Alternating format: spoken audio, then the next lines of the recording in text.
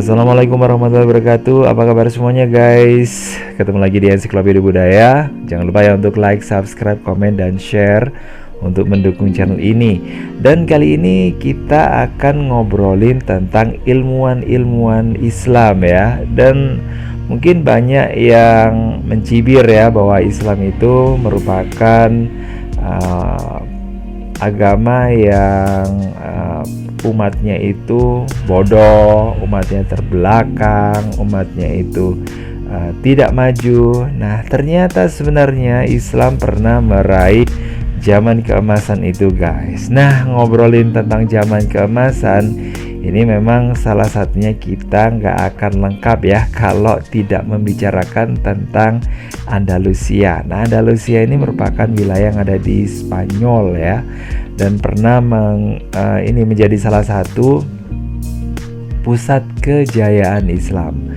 Karena di sana banyak ilmuwan-ilmuwan Islam yang tinggal dan ikut memajukan Andalusia sehingga menjadi wilayah atau daerah yang sangat disegani atau paling penting dalam sejarah kemajuan ilmu dan teknologi di Eropa. Oke guys, tokoh-tokoh itu antara lain ada Ali ibn Hazim Andalusi. Nah, ia adalah ulama, penyair, politisi, pengacara, genealogis. Kemudian ada dia juga sejarawan, filsuf, ahli bahasa yang meliputi bahasa Arab, Yahudi, dan Syria ya. Nah, ini juga dia menulis sebuah tema tentang logika ya, hubungan suara dan kecepatan. Dia juga menggunakan suara gema dari Masjid Cordoba dengan mengacu jarak antara cahaya petir dengan guntur.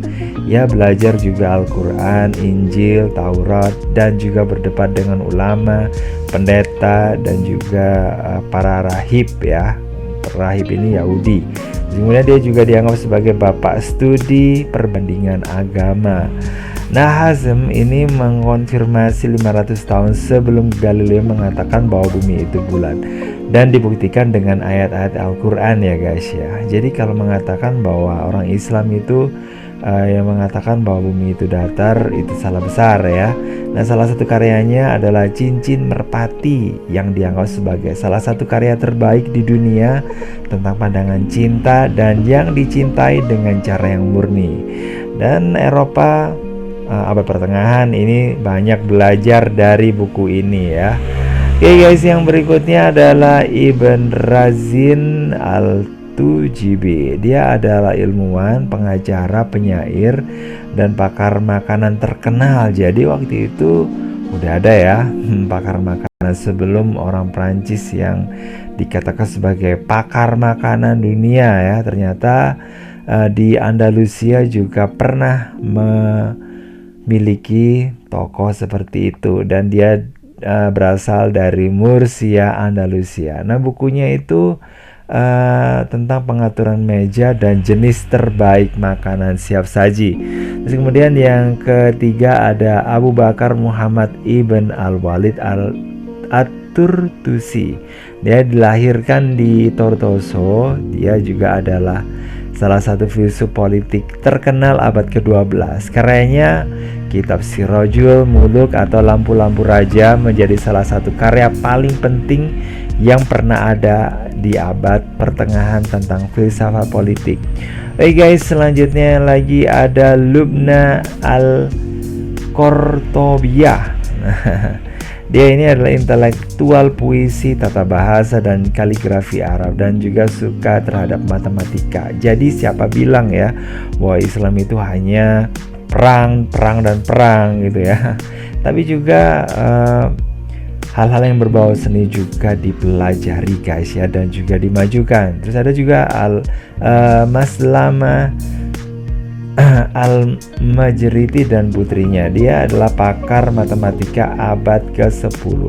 Dia juga astronom, ahli kimia, dan juga mempelajari ekonomi. Selanjutnya guys ada Abu Al-Hasan Ibn Ali Al-Qalasadi. Nah, dia adalah pakar matematika, kemudian filsuf, kemudian ada juga kedokteran dan ulama mazhab Maliki dari bahasa Granada, di dekat Granada ya, abad ke-13. Dia juga pendiri simbol standar aljabar yang masih digunakan sampai sekarang. Dia juga memperkenalkan simbol matematika ya, dengan huruf alfabet Arab ya. Terus kemudian dan memperkenalkan huruf X. Jadi kalau di matematika itu ada 4x, 2x, nah dia ini yang memperkenalkan. Dan ini berdampak pada para ahli matematika, pakar ahli matematika yang ada di Eropa ya guys ya. Terus kemudian apakah orang Islam itu atau di dunia Islam itu hanya untuk orang Islam saja yang boleh belajar? Oh, tentu saja tidak ya guys ya.